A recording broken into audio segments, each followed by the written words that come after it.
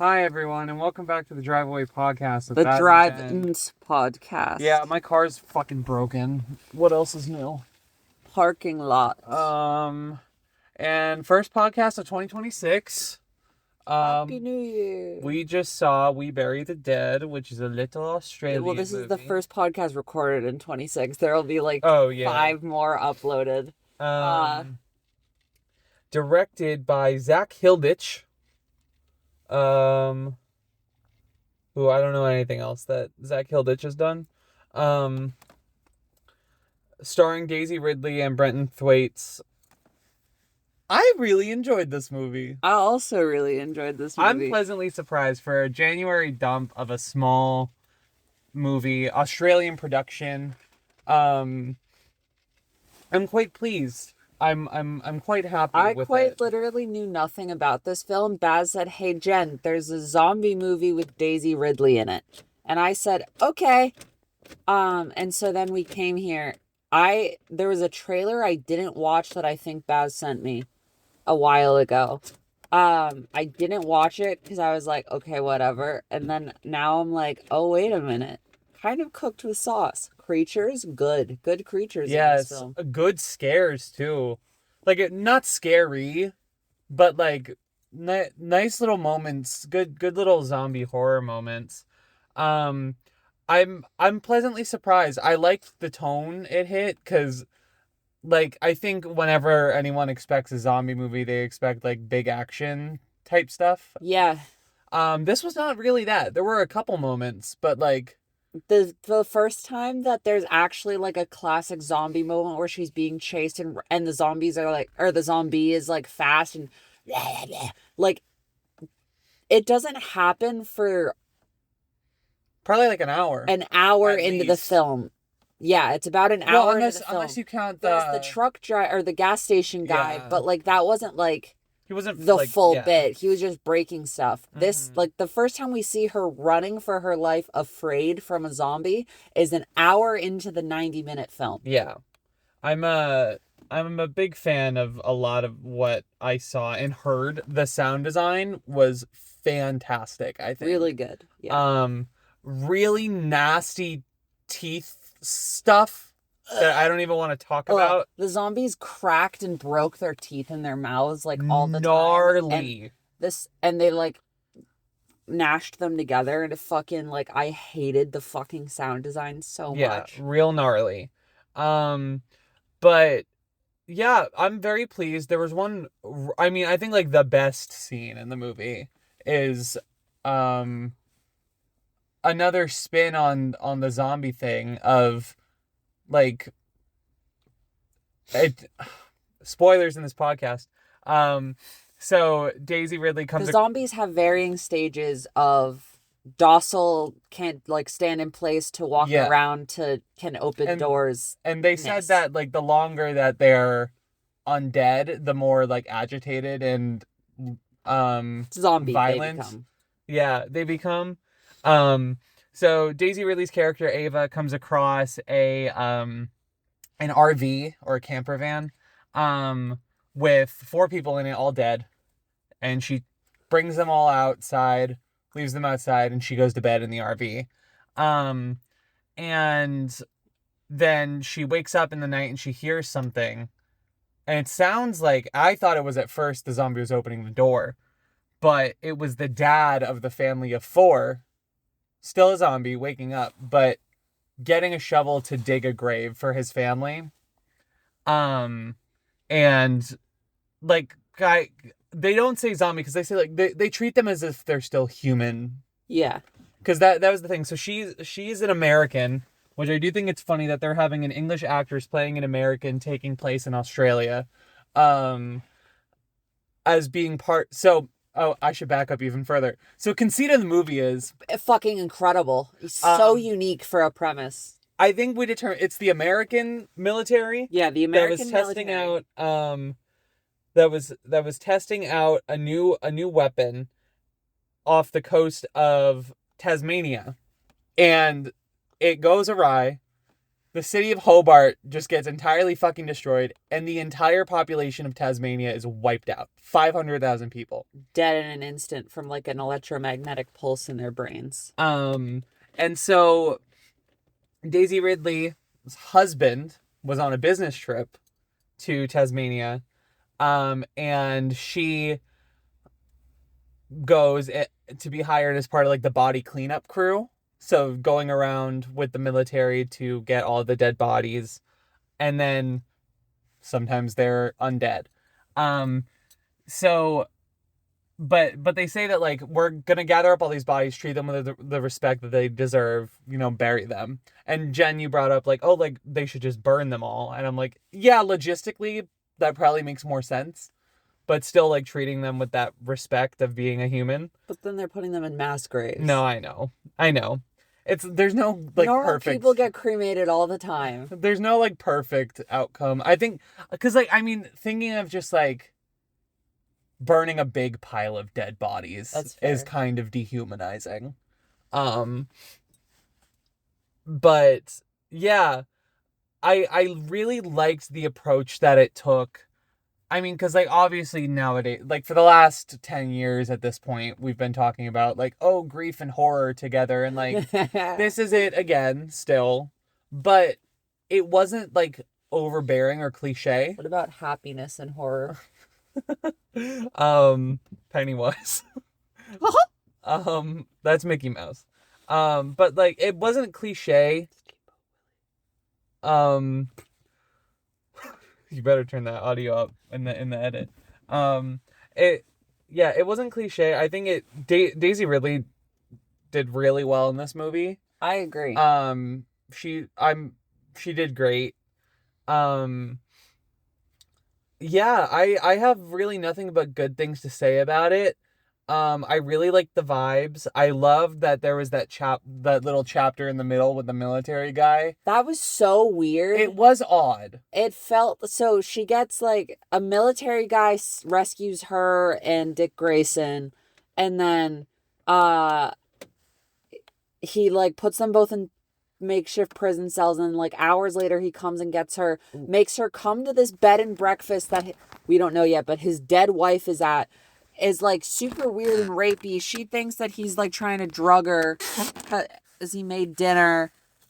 And then like it's revealed, no, it's okay. His wife just died. And then it's revealed, oh no, his wife, like this was the place that his wife was staying. And so he asked her to put on his dead wife's clothes to dance with him. And so he can get closure. Yeah, but then he goes like gets weird af about the ring that she's not wearing. And then it's so off in a movie like this, and like I get it, but like it was such a massive fucking leap in the middle of like where this film started and where this was kind of going, that like they say the apocalypse is like 2 days old max. I like what they did with it. I like that, but I kind of wish they did more with it as opposed to him just being a segmented little chapter. Yes. And like I wish they touched on the military aspects of him a bit. But I think my biggest criticism with the movie are some slight tonal inconsistencies. Yeah. Regarding, I think the three big things for me were the switch into that more thematic thing of like the zombie subgenre, because like it feels like a different kind of zombie movie with that military character whose name I don't remember. It went from like Last of Us to fucking 28 Days Later. Yeah. And I didn't hate it. I think it was a well done sequence. It just felt a little out of place with the rest of the movie. Yeah. And then the other two scenes that I kind of felt were tonal inconsistencies, one of which I'm okay with, was when Ava and Clay get reunited. Their like party scene in the pool, they had a weird party scene. A little off, and it's after Ava finds her husband Mitch, who's dead and turns out have been cheating on her. Yeah. On this business trip when he died. And then also the ending with the song playing over the ending.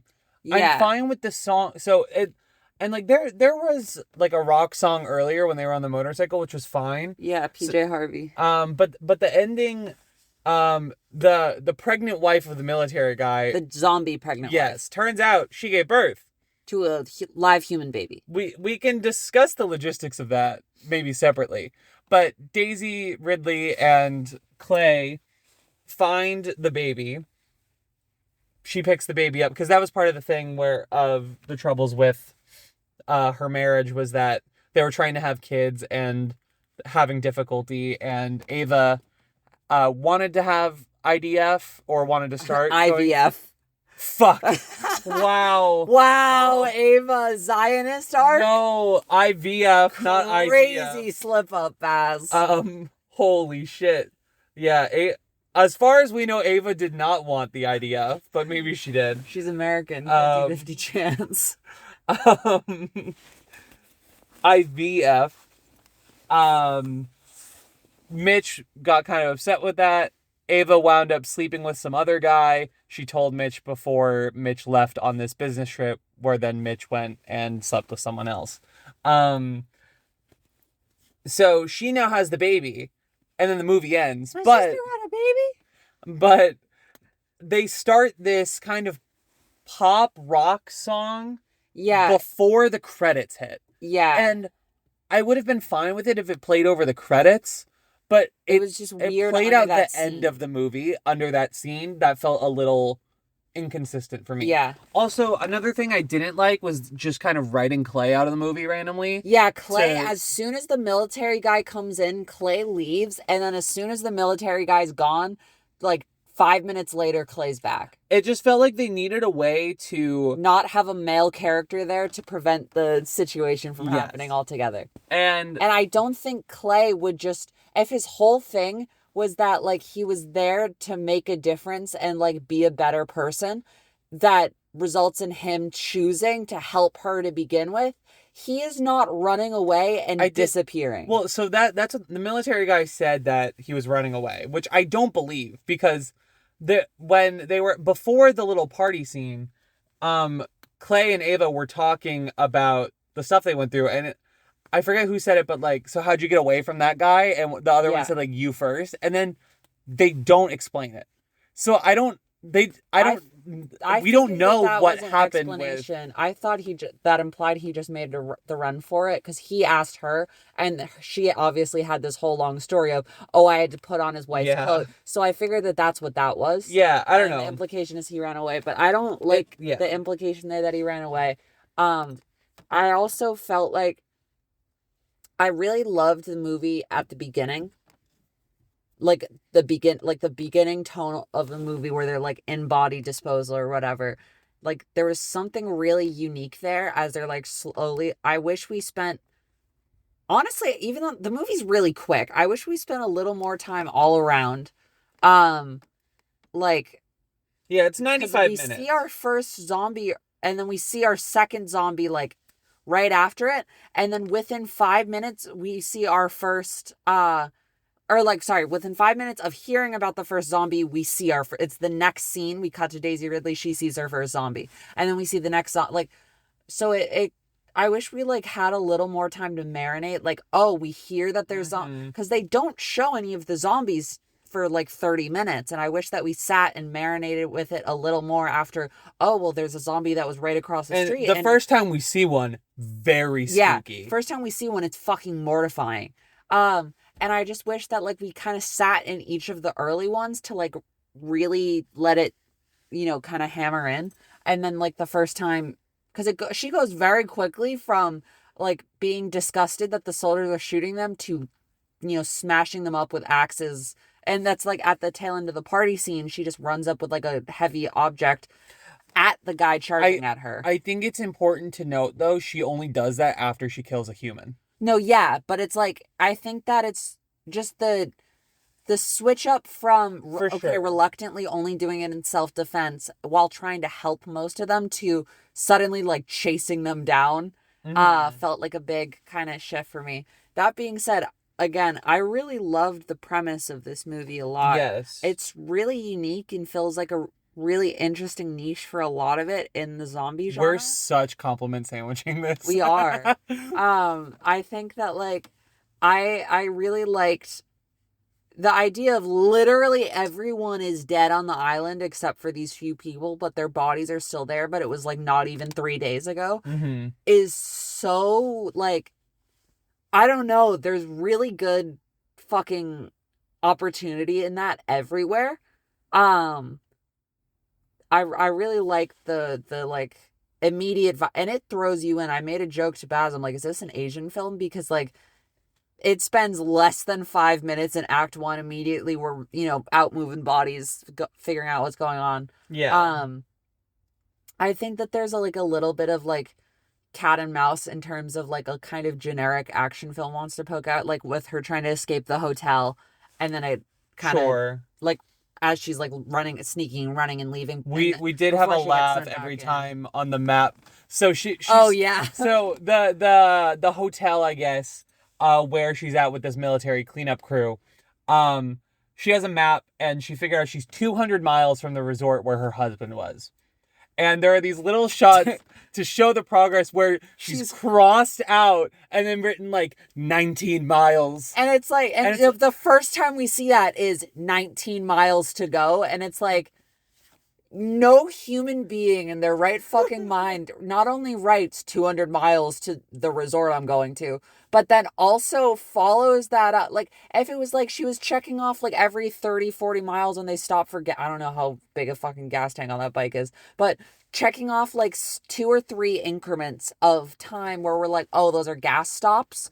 Where she's like calculating how much further so she can like estimate. I'm okay with that. But it goes right from 200 to 19. And then it goes to 6. Yeah. And it's like, writing down those little increments is silly. Yeah. There's a better way to do that. Yeah. But that's okay. It was a little silly. I think what I just like that this movie feels fresh and exciting. And it's like there are some zombie tropey stuff, but also you're going to see a zombie movie more often than not. That's what you want, at least a little bit. In the bit, I mean, I think this technically came out in 2025, but US distribution, the theatrical was just the last week, so beginning of 2026. Like the fact that we're having fresh zombie ideas in 2026 or 2025 is really nice. And I know people are going to talk about 28 years later. I hated 28 years later. I didn't watch it. I might go see The Bone Temple because I like Nia DaCosta, but like the first 28 Days Later is one of my least favorite movies of all. I'd put that in my top 5 most hated films. Yeah, would you believe 28 Years Later is even worse? Crazy. Anyways, that's not what this is about though. And I'm looking on Letterboxd right now. A lot of people are comparing it and saying that We Bury the Dead is worse. I don't think it is. It's more tonally consistent than 28 Years Later. Even though I did go on a thing about like there are these 3 scenes that are tonally inconsistent. They're minor. It's minor. They're like 5 minutes max. Like it's not even a third of the run, not even close to a third of the, not even a sixth of the runtime really. Just small scenes peppered throughout a otherwise pretty solid film with pretty solid acting. Some of the cinematography the cinematography and the sound design are there are some really good aerial shots throughout. I know Australian films love their aerial shots and they're so fucking good in here.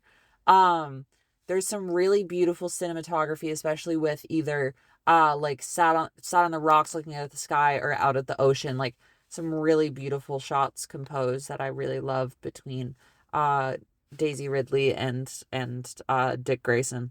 Brenton Thwaites. Brenton Thwaites. Lot of T's. Dick Grayson. Fuck Batman.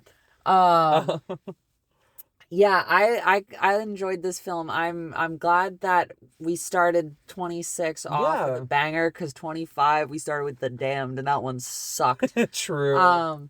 I'm glad that we have interesting, thought-provoking ideas, like Baz said, in different genres, and I think that the best way to evolve genres as they are right now is like pushing the boundaries a little bit. Like, oh, we're going to make a zombie movie, but most of it's not a zombie movie. And it's actually like these just sad fucking standing until like, and when finally the fucking zombies start being zombies, it hits you and it's like really good. And it's like, okay, now we're fucking in it. But we had all that time to like build up to it that, kind of helped it out a little bit and fleshed it out and made you really care about the characters. Yes.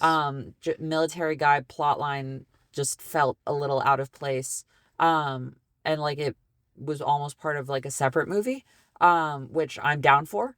But and it was very Walking Dead It episode. didn't necessarily. I feel like it was good. It didn't necessarily feel totally out of place to me because like I think it was approaching some of the similar themes about like grief and closure, and also affairs and babies, but in a different lens. And I think it's just like the switching of the lens on it, like switching from like one type of zombie, like the subgenre of zombie horror, and then the subgenres within zombie horror. Switching from one to another was what felt a little jarring, but it doesn't ruin the movie by no, not at all. No, it's a really good segment. It is a good segment. Yeah, I agree, and I like that.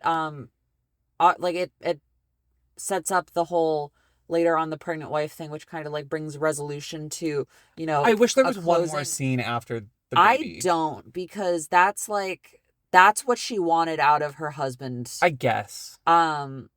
To begin with. So like she has the closure because he cheats on her after she cheated on him. So they're done. Closure also because he's dead. But now she gets to start like this new chapter, maybe with Cole, maybe not. Clay. My bad. I wanted to call him Cody. I didn't know what this guy's fucking name was. But yeah, I like the things that it set up, and I like good pieces of this film. Yeah. Okay, Baz, I'm gonna ask you a question now. What is the timestamp? 21:50, not 22. I'm gonna ask you a question. What's your Letterboxd rating? I think I'm gonna go with a solid 4 stars. I debated the 3.5, but I think there's enough in this that I really like and appreciate. Especially from being a movie released in January that's a relatively small horror movie. That I think bump it up to a 4 for me. I had a great time watching it. I had like a 4.5 star viewing experience. But like I have enough little criticisms and nitpicks, but it's an overall very solid movie. And I really enjoy it, and I really recommend it. So I think a solid 4 stars on the like. I agree. I have the same rating. Oh. I was thinking of something lower, but then I didn't do that. So that's it. That's my thoughts. Okay, time to go. Car getting fixed. Bye.